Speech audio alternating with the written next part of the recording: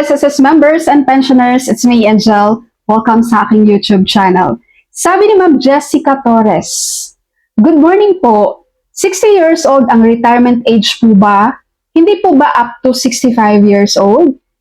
Kaya naman sa video na ito guys, pag-uusapan po natin, ano ba ang retirement age sa SSS?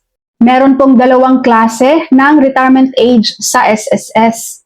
Number 1, optional retirement. Number 2, compulsory retirement. Itong optional retirement, para po ito sa mga SSS members na 60 years old to 64 years old. Pag sinasabi pong optional retirement, ibig sabihin option nyo po. Gusto nyo bang mag-retire na o gusto nyo pang magtrabaho pa? For example, at the age of 60 years old, nag-resign ka na sa trabaho mo at nag-apply ka na ng retirement with SSS and nag-umpisa ka nang makatanggap ng iyong monthly pension with SSS.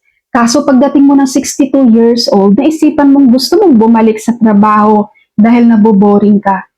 Ang mangyayari dyan guys, pag malaman niya ni SSS, masususpend po ang iyong monthly pension.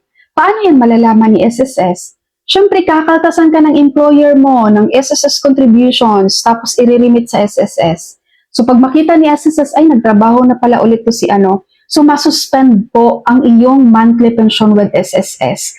Not unless, maliban na lang guys, kung mapapakiusapan mo yung employer mo, ma'am, pensionado na po ako ni SSS, pwedeng wag mo na akong kaltasan ng contributions. Dahil hindi pa po ako pasok sa compulsory retirement eh. Diba, nasa optional retirement ka pa lang. Ang optional retirement from 60 to 64 years old guys, dapat wala ka na pong trabaho niya, nagpapahinga ka. Okay? Ngayon, let's say for example, at 62 years old, nagtatrabaho ka. Nakakaltasan ka ulit ng contributions ng employer mo na nire-remit sa SSS. So, na-suspend ang iyong monthly pension with SSS, diba? Na-stop. And then, pagdating mo ng 64 years old or 63 years old, ay gusto ko na pala talagang magpahinga. So, nag-resign ka na naman sa trabaho mo. Magre-reapply ka po ng pension mo with SSS. Mag-apply ka ulit ng retirement with SSS. Dahil ang mangyayari dyan guys, magkakaroon po ng recomputation. Kukumputin ulit ni SSS kung magkano ang iyong monthly pension na matatanggap dahil nagkaroon ka ng additional contributions. Nung nagtrabaho ka na ulit, may mga contributions kang bago kay SSS. So isasama na nila yon, kaya magkakaroon sila ng recomputation sa iyong monthly pension. Okay, kaya yung mga nag-optional retirement dyan guys, from 60 to 64 years old, tapos pensionado na kayo ni SSS, gusto nyo magtrabaho ulit, swerte nyo lang kung pagbibigyan kayo ng company nyo na huwag kayong kaltasan ng any government contributions dahil pensionado na kayo. Required pa rin yan si employer na kaltasan kayo guys 60 to 64. Required yan na dapat kaltasan kayo ng contributions, pero depende na nga sa usapan nyo kung pagbibigyan kayo ng employer nyo. Okay po, so yun po ang mangyayari sa optional retirement. Ngayon proceed tayo sa pangalawa po, compulsory retirement at the age of 65 years old.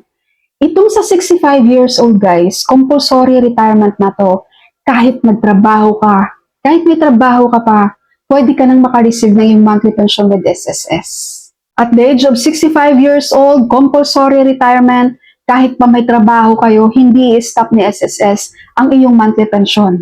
Okay, so yun po ang pagkakaiba ng optional retirement from 60 to 64 years old and compulsory retirement at the age of 65 years old.